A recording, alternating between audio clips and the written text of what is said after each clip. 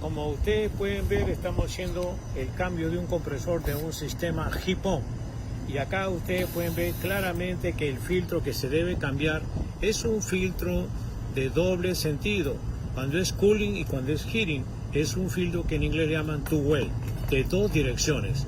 Entonces se cambió el compresor y le estamos aprovechando de cambiar el filtro secador, que no es usual. Cuando los sistemas son only cooling, solamente va con la dirección que se va al evaporador. Aquí no, porque él en un momento dado va a girar así y en un momento va a girar el lado contrario. Solamente se da en los sistemas heat pump.